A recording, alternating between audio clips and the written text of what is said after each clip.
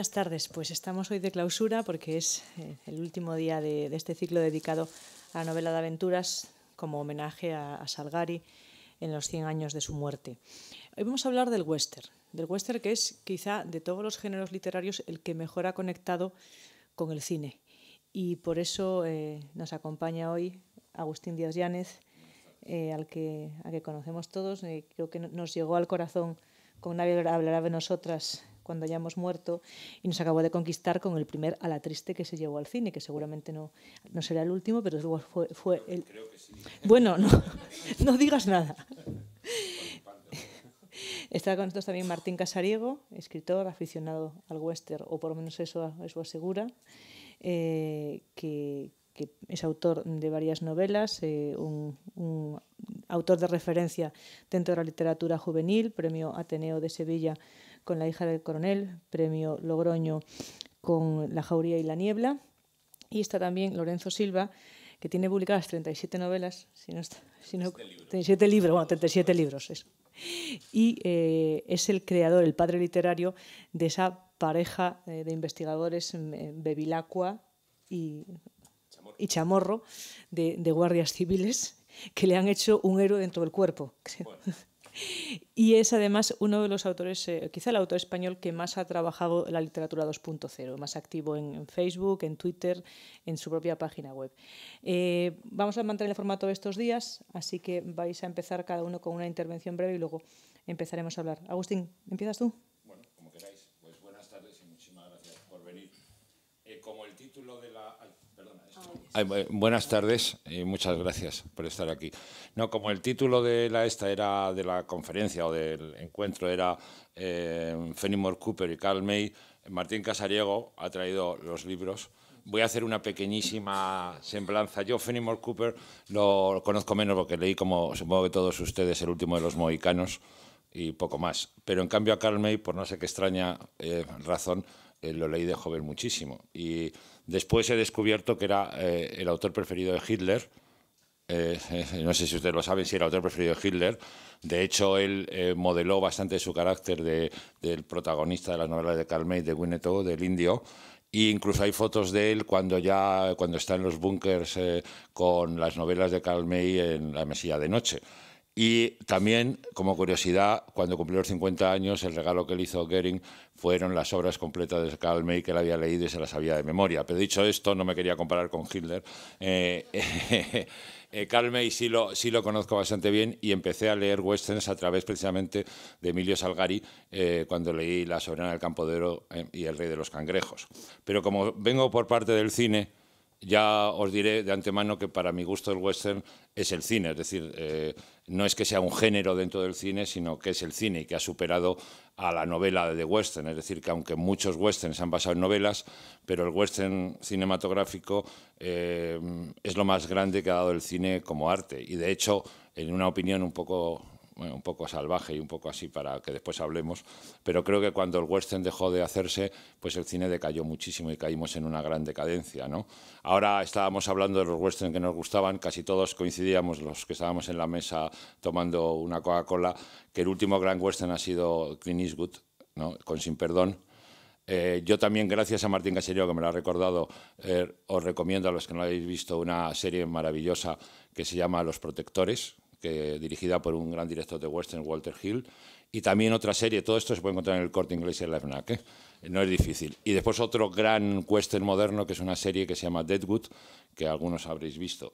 Y dicho todo esto, lo único que puedo decir, que por no ser demasiado cursi, que el western es el cine por antonomasia, además que coge, digamos, los dos libros más importantes de la civilización occidental, la Biblia, que siempre sale en todos los westerns, y Shakespeare, que es el gran escritor occidental y que todos los temas de Shakespeare están en el western, ¿no?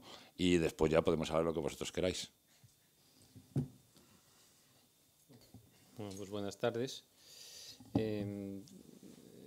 Bueno, comentando un poco lo que ha dicho Agustina, que luego comentaré algo que tenía yo pensado primero, yo estoy de acuerdo con él. Yo la verdad es que creo que el western en el cine ha hecho obras de mayor calidad que en la novela, ¿no? La verdad es que el oeste americano marcó mi infancia. Yo muchísimos de los recuerdos que tengo de niño soy yo jugando a indios y a vaqueros. No estoy seguro de qué me influían más, si eran las series de televisión que yo veía, pues no sé, Bonanza, El Virginiano, Daniel Boone, o si eran los libros que leía. Y uno de los recuerdos que tengo, que es una anécdota que tiene cierta gracia, pero que podría haber sido una tragedia, es disparando con un arco a un hermano mío. Y en la flecha, como las ventosas eran muy aburridas realmente, pues afilábamos el palo con una cuchilla y los afilábamos porque, claro, en las películas y las novelas las flechas se clavaban. Y yo recuerdo que apunté mal, es decir, le di en la frente. Y recuerdo la flecha oscilando en la frente de mi hermano, mandando la sangre y bueno, no pasó nada, pero por 2 o 3 centímetros pues podría haber sido algo que hubiera marcado su infancia y sin duda también la mía.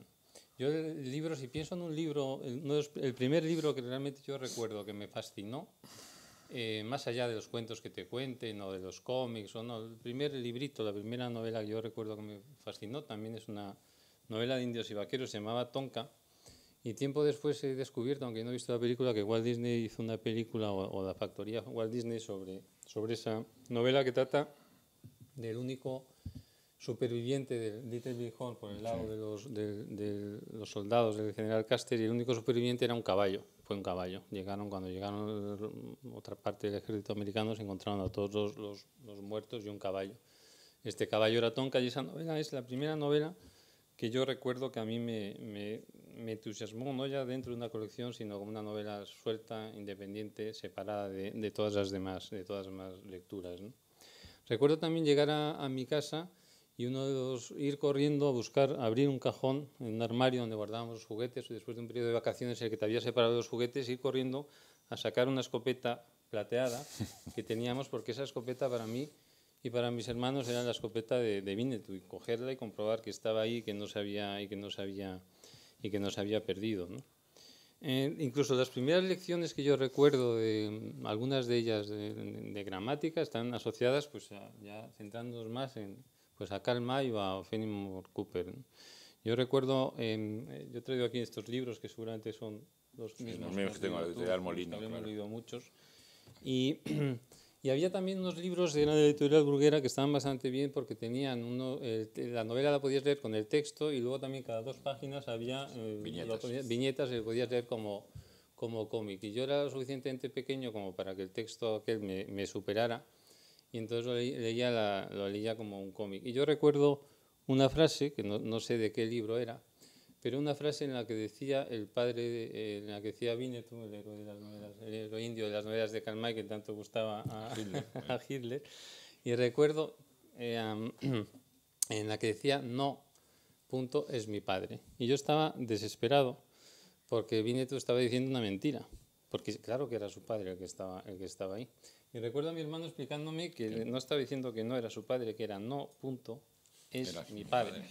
Y eso para mí fue primero una de mis primeras lecciones de lo importante que puede ser un punto, de cómo puede cambiar todo el significado, y sobre todo un alivio tremendo de ver que Winnetou no era un mentiroso, porque a mí se me hubiera caído el mundo, porque estos héroes, entre otras cosas, se basan en su tremenda nobleza, en decir siempre la verdad, en no matar más que en casos muy extremos de defensa propia, etcétera, etcétera, ¿no?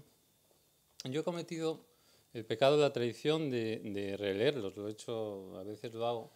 Y digo el pecado de la traición de releerlos porque juzgar a Karl May yo me gustaría citar también a Shane Gray, que también es un autor de novelas y que yo leí muchísimo. Y yo los he releído a veces, y sobre todo también, bueno, los he leído algo por este coloquio que tenemos ahora. Y al hacerlo, pues sé que eres un poco injusto, porque yo creo que los libros no los puedes juzgar no son libros para juzgarlos con los ojos de un adulto, o son para juzgarlos de otra manera. Es decir, literariamente yo no creo que sean grandes libros, habiendo diferencias. Karl May realmente no es un gran escritor, ni mucho menos. Shane Gray yo creo que es bastante mejor. Tiene esos libros que a mí me gustaban mucho y que he releído y me han vuelto a gustar, de la trilogía de La Frontera, con ese personaje que era el que me fascinaba a mí, de Betzel, el cazador de indios, con la larga melena, puntería exacta, silencioso, y que no perdonaba al indio que se le pusiera a tiro. Pero juzgarlos ahora yo creo que es un poco injusto, porque seguramente cada autor ocupa un lugar en una biblioteca, y hablo tanto literariamente como sentimentalmente. Y desde luego yo estos autores de los que vamos a hablar hoy forman parte sin duda no solo de mi geografía sentimental, sino también de la literaria. Es decir, es un poco injusto criticar literariamente a un autor que está que forma parte de una escalera, de unos peldaños que es de los que te ha permitido subir a los peldaños que luego tú consideras que están por encima, ¿no?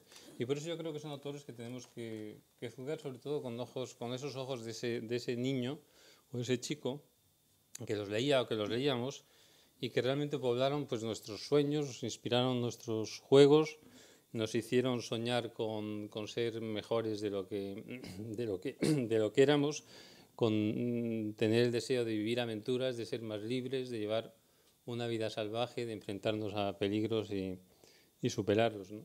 Y todo eso hace que para mí tanto Karl May como Fenimore Cooper, y coincido también en esto con Agustín Díaz Llanes, yo realmente reconozco que lo que he leído Fenimore Cooper, aunque es un autor bastante prolífico, es el último Mohicano, pues son autores para los que yo, aunque les pueda criticar ahora desde otra posición, más a unos que a otros, sin embargo, me considero muy deudor, como decía antes, tanto en un plano sentimental como en un plano literario.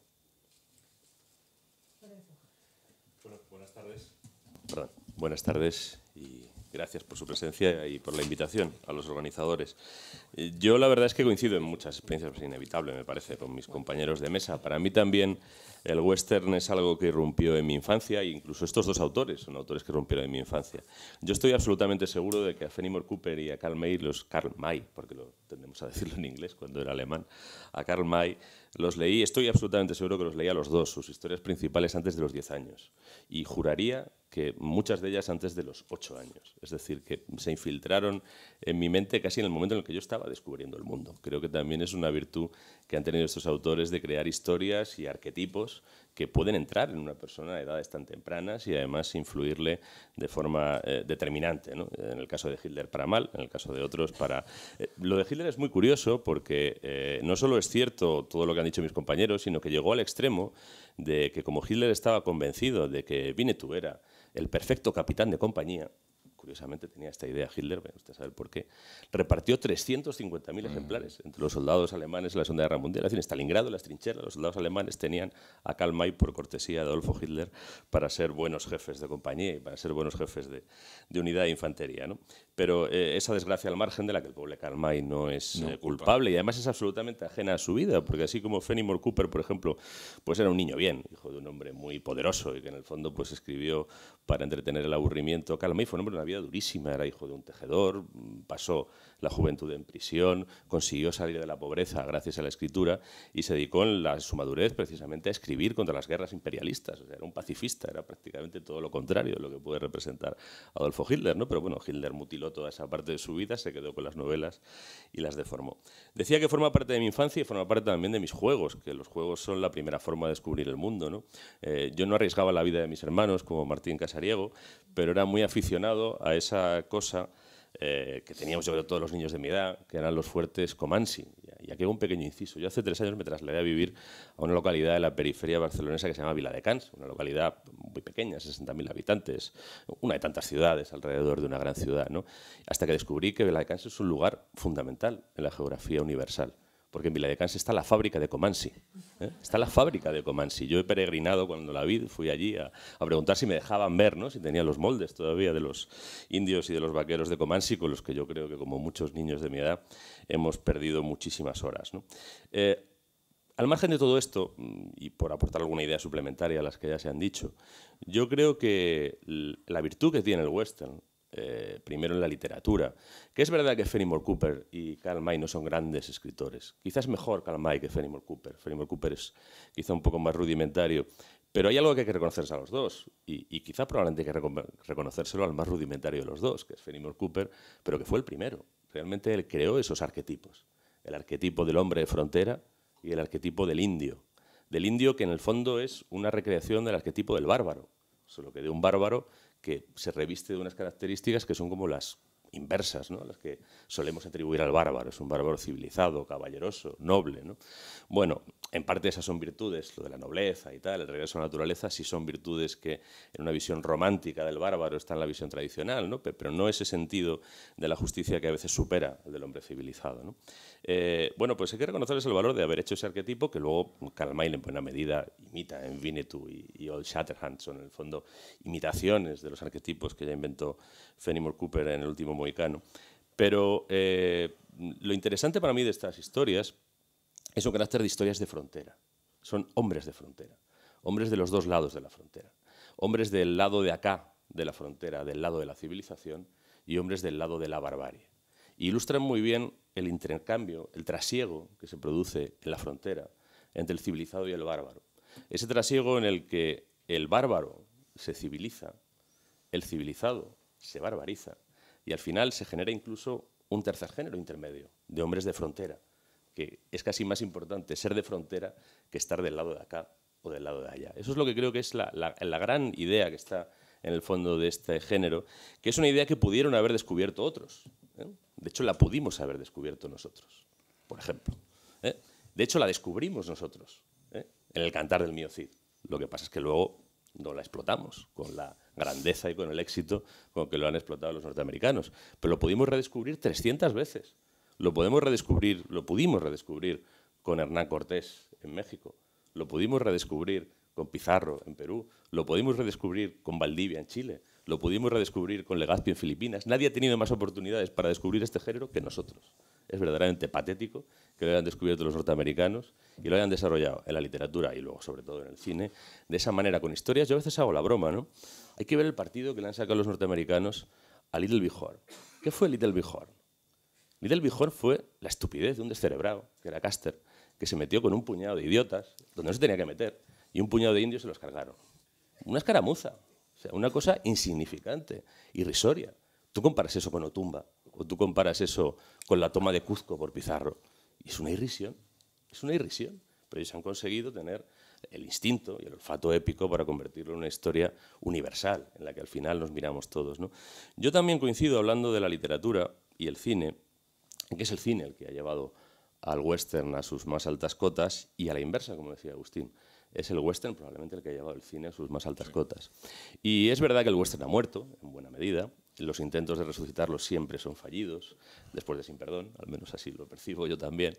Los hay más meritorios, ¿no? Yo en la última película de los Coen, los comentábamos antes, hay momentos en los que es casi, pero creo que en general uno sale diciendo no es esto, ¿no? O no era esto. Pero yo creo que el western no ha muerto del todo. El western está vivo en muchos aspectos del cine actual. Yo, por ejemplo, hay películas que para mí son western, porque son películas de hombres de frontera, en contacto con el bárbaro, que son, por ejemplo, Black Hawk Derribado. Es un western. Los indios se sustituyen por somalíes y los cowboys y el séptimo de caballería por los marines y por los soldados de los Navy SEAL. Pero es un western. Generation Kill, que es una gran película de televisión sobre la guerra de Irak, es un western. Y hay un momento que hay una imagen de western. Son los marines norteamericanos avanzando por el desierto de Irak en sus Humvees, en busca de los bárbaros, que son los iraquíes, y suena, la banda sonora es, Johnny Cash cantando The Man Comes Around, que es una canción que casi es una canción que recoge toda la épica, ¿no?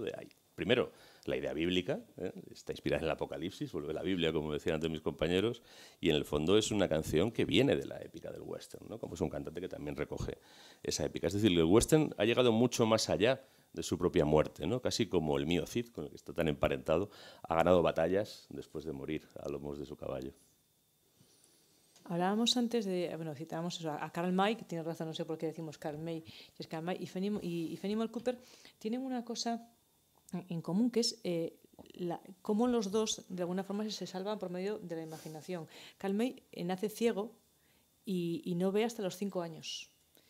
Y él crece escuchando historias que le cuentan su padre y su tío, que son los que hacen que el niño que no puede ver, que no puede jugar con los otros niños, pues recree de alguna forma su infancia.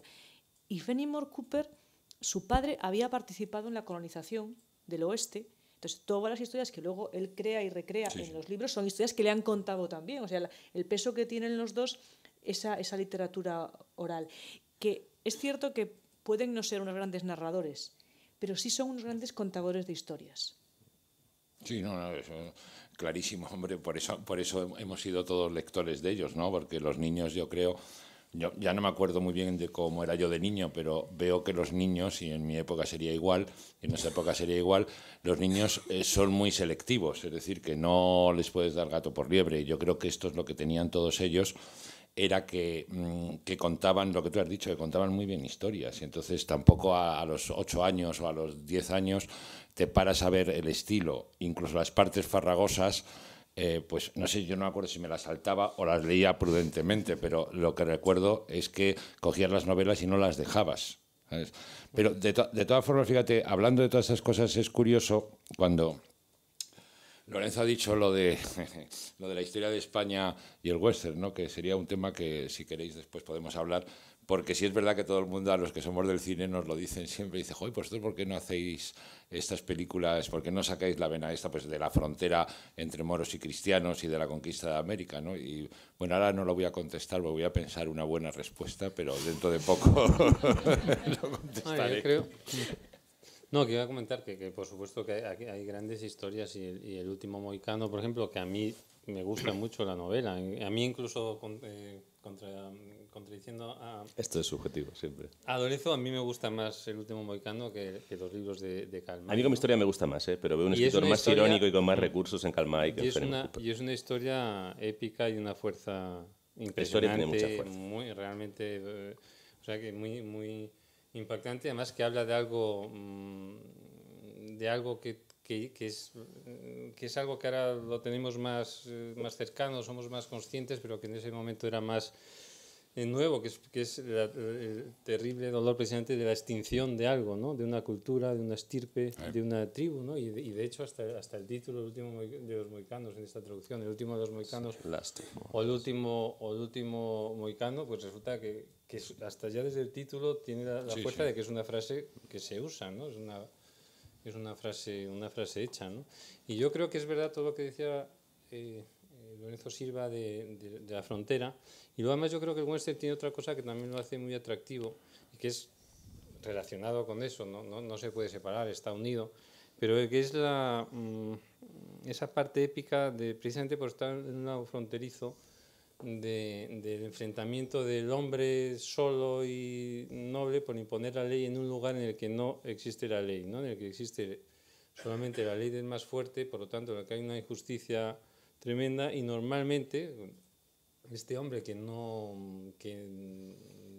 de buenos principios se acaba viendo forzado a utilizar lo que él no quiere, que es la violencia, pero precisamente para evitarla, ¿no? Yo creo que todo eso es lo que hace también tan atractivo tanto en el cine como en la novela, ¿no? La figura de ese héroe fiel a sus principios. Pensemos en un Gary Cooper en Solo ante el peligro, en el que incluso su propia mujer le está diciendo vámonos, y no es que él no la quiera y esté harto, claro, entre otras cosas es Grace Kelly, pero simplemente él es tan recto que tiene que ser fiel a sus principios, y todo eso es lo que creo que hace también que crees unos personajes que los podemos entender ahora, los podemos entender siempre, y por eso también, como decía Lorenzo, puede seguir habiendo western, entendiendo por esto el western. Mira, es algo que no puede morir porque es algo que nos emociona, claro, y que lo entendemos. Lo que dice Lorenzo del western, lo que se llama en el cine el western oculto, es decir, lo hemos hecho todos. Yo cuando hice A la Triste lo hice como un western oculto, o sea, no... porque es así, porque son los códigos que tienes. Es decir, no, cuando haces una película de un héroe solitario siempre haces un western oculto. Después ya te puede salir mejor o te puede salir peor. Y todo el mundo, todos los directores que conozco, los que he tratado, todo el mundo hace westerns ocultos, porque a todo el mundo le da mucho miedo hacer un western no oculto, ¿sabes? Porque claro, te quedas un poco y dices, joder, ¿cómo hago yo un western? ¿No? El primero, digamos que los que salieron de ese tema, que fueron los italianos, que hicieron el spaghetti western, pues hay que ser italiano para tener esa mentalidad. Pero es que además, hablando de lo que decíais vosotros, y desde el punto de vista del cine, Y por contestar un poco a este no reproche, sino a esta, que es verdad, que nosotros tenemos una historia que podríamos haber... Yo lo he extendido a la literatura, Sí, no, sí. no lo he centrado. No, si no te lo digo al revés, y además me parece que tienes razón. Lo que yo le veo que al western en el cine, fundamentalmente, es que el western tiene una cosa fantástica que nosotros no podríamos tener. Primero, que es una época muy moderna, porque casi todo el western que nosotros vemos en películas es de la última mitad del 19. Y después... Perdonadme, pero esto, aunque lo diga así, no es una tontería. Después tienen el Winchester, que es fantástico como instrumento cinematográfico, y el Colt, que también es fantástico. Ellos diseñaron unas vestimentas para que, si os acordáis de las primeras películas de western y después cómo han ido estilizándolo, unas vestimentas fantásticas para los buenos, entre comillas. O sea, que es toda la unión caballo-pistolero, los sombreros, eso es algo extraordinario, los sobretodos, ¿no?, que empiezan a caerle con la lluvia, todo eso no lo podríamos hacer nosotros en nuestra época. Y después a los indios también los estilizaron muy bien. Yo uno de los problemas que siempre todo el mundo ha querido hacer una película sobre la conquista de América. Y una de las cosas que más me aterrorizaba siempre es decir, joder, cuando salgan los indios salen, no sé, feísimos, ¿no? Y los españoles con esos cascos, pues es que te da, sabes, cinematográficamente te echa mucho para atrás. Y yo creo que ellos consiguieron, con ese genio que tienen los americanos para la cosa simple, pero que lo hacen universal, conseguir unos arquetipos fantásticos que podían rodar, porque realmente los temas, yo estoy con Lorenzo, los temas los tenemos nosotros, ¿sabes? Y los podríamos hacer perfectamente, pero incluso, por ejemplo, yo cuando hice A la Triste, lo único que me interesó de todo fue el sombrero de Viggo Mortensen. Me pasé un mes con el sombrero de Viggo Mortensen, joder, probamos 500.000 sombreros, porque los sombreros eran todos muy feos, hasta que logramos un sombrero que no es el sombrero de la época exactamente, sino un sombrero que era muy western, porque tenía el ala y le caían las gotas de agua y todas estas subnormalidades que se nos ocurren a los directores. Yo, por hacer una pequeña postilla a esto que dices y por suministrarte ideas, es verdad que en esos ejemplos que he puesto tienes dificultades de atreza, ¿no? Pero y de estilización, aunque, bueno, por ejemplo, los incas tienen un estilismo que está muy documentado además, porque están muy pintados. Es decir, que todo es bastante fácil de conseguir. Pero te propongo otra alternativa, que es, hay una cosa que el cine español no ha tocado nunca, y es Marruecos 1921. Bueno, no tienes Winchester, pero tienes el Mauser, ¿eh? Tienes el Mauser, que es todavía más estilizado que el Winchester, es mejor arma que el Winchester, y tienes a los rifeños, que son mucho más elegantes que los indios. No, eso ya me encantaría. Y tienes fortines cercados, y tienes fortines que resisten hasta la muerte. Hasta la muerte, es verdad. Después, espérate que me piense ahora que como salgo de estas. Tú tienes razón. Oye, yo quería hacer, aunque sea un pequeño inciso, un pequeño homenaje a las novelas de kiosco, a todas esas novelas que se consideraron de alguna forma un subproducto. Y hablo de Marcela Fuente Estefanía, hablo del propio Silver Kane, que luego se reveló como un gran escritor, pero lo que era un señor que estaba prácticamente encerrado escribiendo en su casa una novela detrás de otra para entregar al editor. Pero sin embargo, que acostumbraron a leer y que enseñaron a leer a mucha gente que no se atrevía a leer otras cosas. No, y el Coyote. Y el Coyote. Es lo mejor. Ya. Yo soy un gran defensor de... Nuestra juventud la hemos dedicado a la literatura. Yo soy un gran defensor de lo barato en general, es decir, de la literatura absolutamente barata, de la literatura deliberadamente plebeya y proletaria, ha prestado servicios inmensos a la civilización. Hay otro caso de literatura barata, que es la novela policial norteamericana de los años 20 y 30, con esa literatura que los críticos sesudos de Yale y de Harvard despreciaban con cosas tales. Hay alguna perla por ahí recogida que es muy interesante, ¿no? Como diciendo, ¿qué se puede esperar de unas novelas que son las que leen los empleados de los talleres mecánicos cuando vuelven a casa en el metro por la noche, ¿no? Habrá cosa más baja que eso. Bueno, pues esas novelas, aparte de generar arquetipos que han permeado toda la cultura contemporánea occidental, bueno, pues que llevan a un señor que se llama Humberto Eco, que debe ser uno de los más listos que hay ahora mismo, a que cuando quiere indagar una cuestión para la que no le valen los tratados, escribe una novela policíaca donde hay elementos fundamentalmente de novela británica, pero donde también hay otros elementos de la crudeza del crimen, ¿no?, que está descubierta por la novela norteamericana. Pero hizo algo mucho más importante. En los años 20 y 30, Estados Unidos estaba lleno de personas que acababan de llegar, que no conocían el idioma, que no sabían hablar inglés. Esos libros les enseñaron inglés a millones de norteamericanos. Esos libros construyeron la Norteamérica de hoy, que hoy por hoy sigue siendo el país más adelantado del mundo en muchas cosas. Y hoy por hoy nos sigue dando lecciones y sigue viviendo cosas que nosotros vivimos 3 y 4 años después. Martín. Pues Pues sí, estaba pensando que iba a decir algo, pero en un momento. Tenía dos cosas para decir, voy a decir una y la otra. No, era una posible explicación de por qué. Bueno, hay dos posibles explicaciones, ¿no? De por qué nosotros no hemos aprovechado ese filón de la conquista de América, que efectivamente es algo absolutamente increíble, tanto para la novela como para el cine, ¿no? Una explicación es porque no hemos sabido hacerlo, que es bastante triste, ¿no?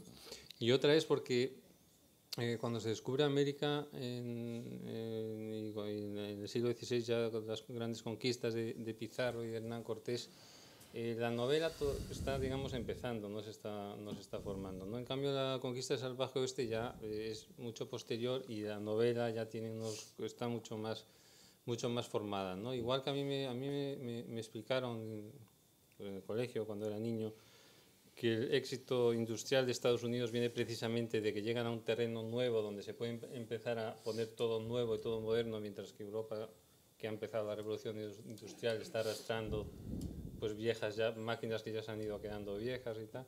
Pues a lo mejor hay algo de eso, ¿no? Algo de eso en el sentido de que ellos llegan en un momento en el que también está no solo más desarrolladas las máquinas, no solo los trenes de vapor, no solo los coches, sino que por supuesto todo eso va en paralelo al desarrollo de la novela y quizá eso sea. Quiero pensar eso por no pensar que somos más tontos que los estadounidenses. No, hombre, que es perfectamente posible. Tú sabes esa frase que siempre decía Fernando Trueba, que es que a lo mejor es que los españoles no estamos dotados para el cine, digo los directores, ¿no? Que pueden tener bastante razón, pero sí, pero también hay un problema histórico, es decir, los americanos crearon su nación a través de ocupar las llanuras, ¿no? Y coger las fronteras, entonces el western es el canto a la creación de una nación, o sea que también eso es muy importante, mientras que la nuestra ya estaba hecha. Además, nosotros nunca nos hemos puesto de acuerdo en quiénes son los buenos. Es verdad. ¿No? Yo creo que es un problema histórico que siempre ocurre con las películas, libros igual de guerra civil, conquista y tal, que no nos hemos puesto de acuerdo quiénes son los buenos. Los americanos se pusieron de acuerdo al principio quiénes eran los buenos, que eran ellos. Los indios eran unos señores raros que pululaban por ahí, que si morían no pasaba nada, y lentamente fueron incorporando a los indios al territorio de los buenos y se hicieron películas de tal, pero si os fijáis, casi todos los primeros 30 años del western, el indio es un señor que pulula por ahí, pero no es el bueno, los buenos son ellos. Y entonces eso nosotros no nos hemos puesto de acuerdo.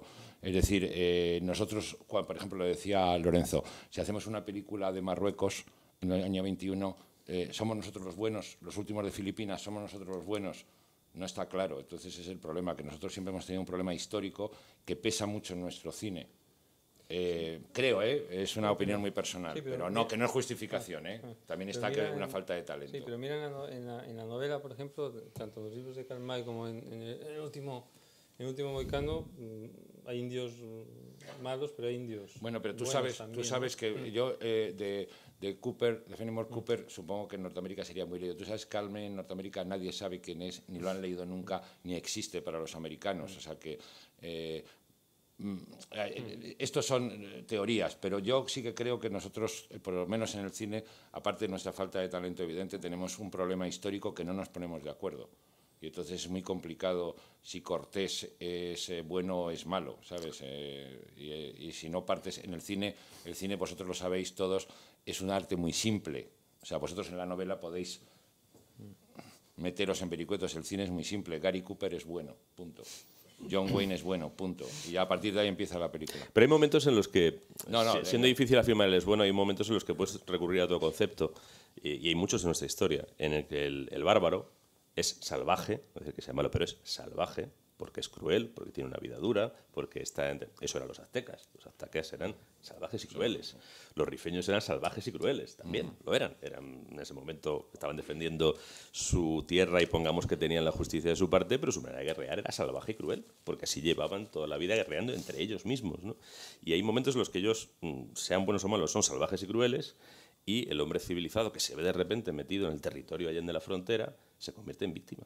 Y de eso hay un montón de episodios en nuestra historia. Claro. Están en la conquista de México, están en Chile, cómo acabó Valdivia, masacrado. Es decir, cómo acabaron muchos españoles en Marruecos, masacrados. Eso te permite contar películas que han hecho mucha gente. Es decir, se me ocurren montones, Zulú, Galípoli. Es decir, es que los ejemplos mires donde mires, no miremos solo a los americanos, miremos a la cinematografía australiana, Galípoli, la cinematografía australiana.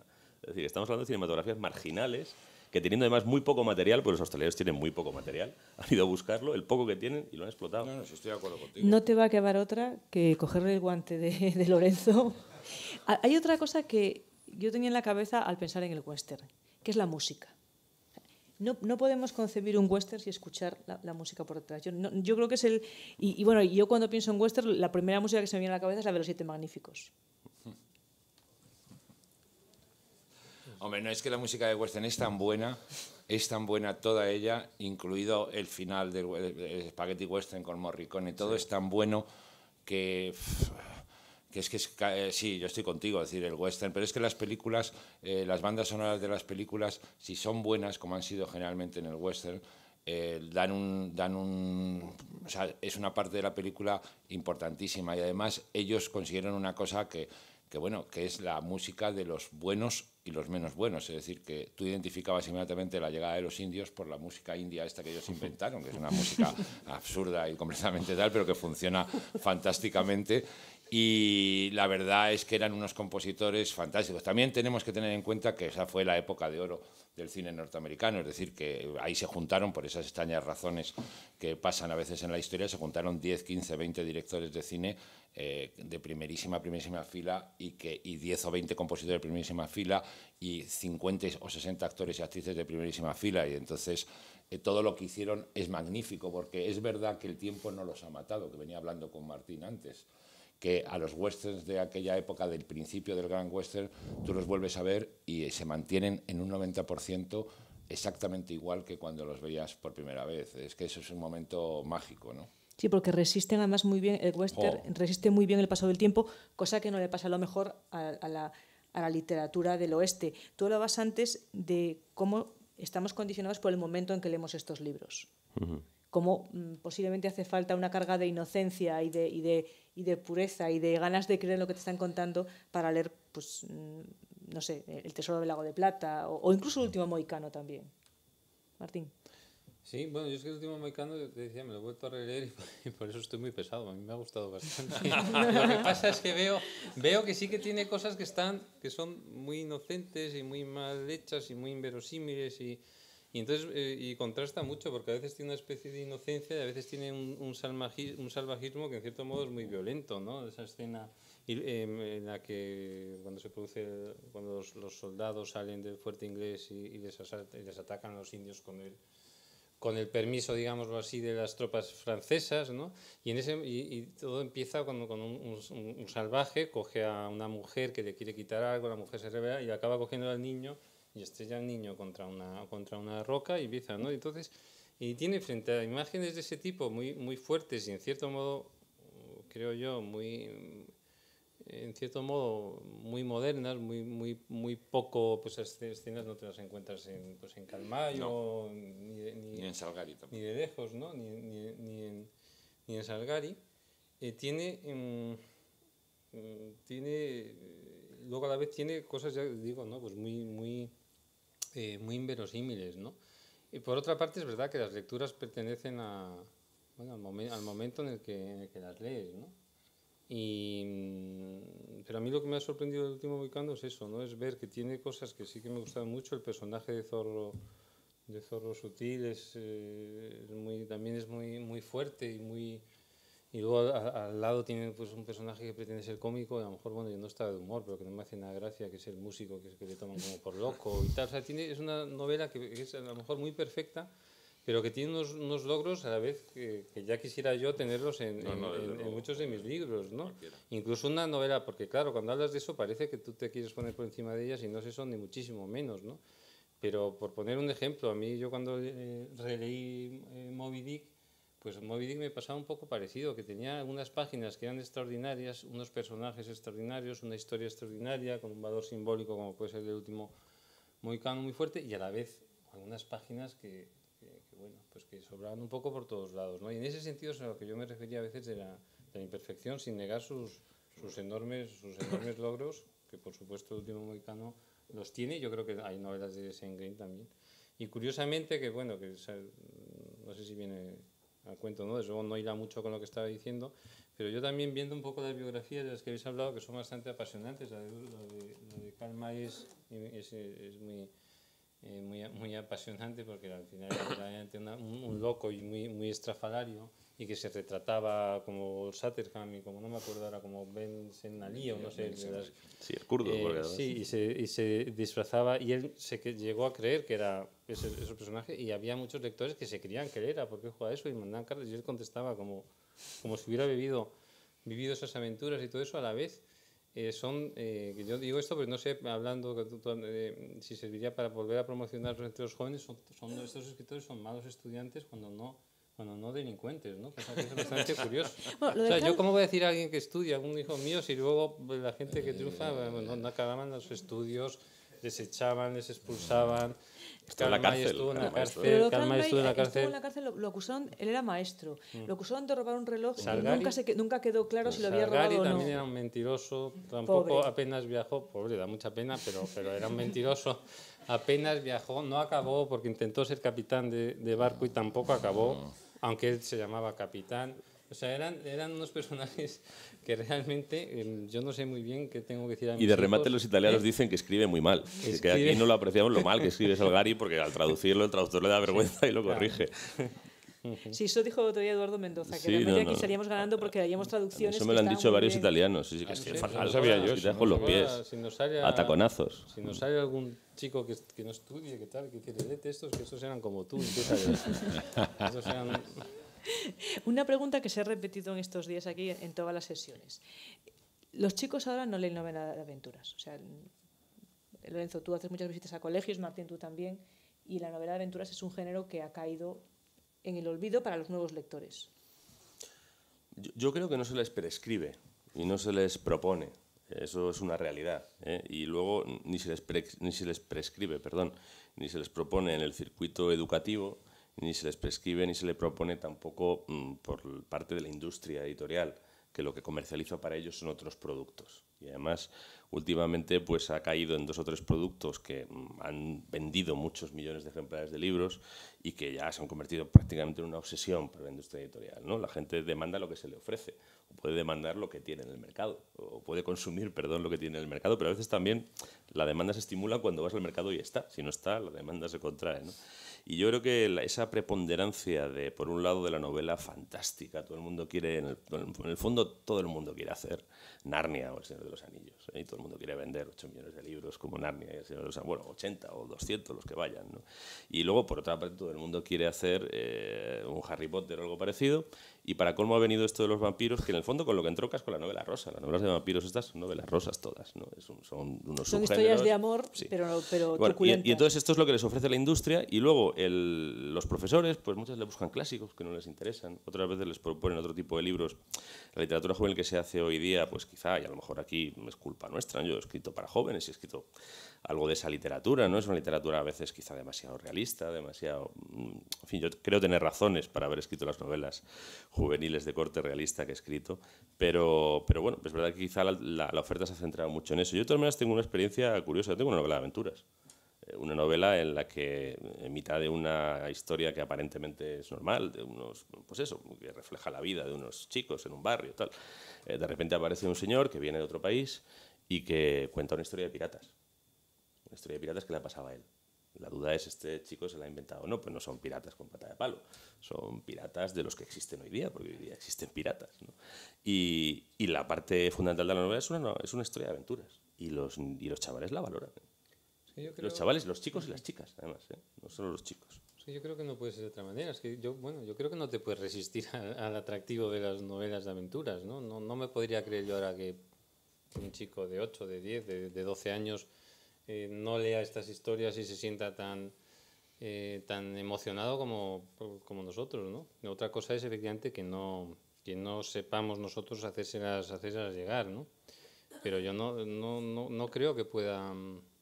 que haya perdido eso el atractivo, porque al fin y al cabo de lo que habla es de las ansias de libertad, de los sueños de las aventuras, del deseo de tener modelos, de enfrentarte a los peligros, de de conocer lugares nuevos, no sé, de montar a caballo, de esquivar una flecha, de todo eso a cualquiera, a cualquier niño, yo estoy seguro de que le seguiría gustando igual.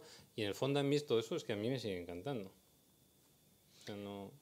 Agustín, ¿tú a qué actor de western te hubiera gustado dirigir? A mí, hombre, yo creo que el mejor actor de western de todos los tiempos, sin duda alguna, es John Wayne.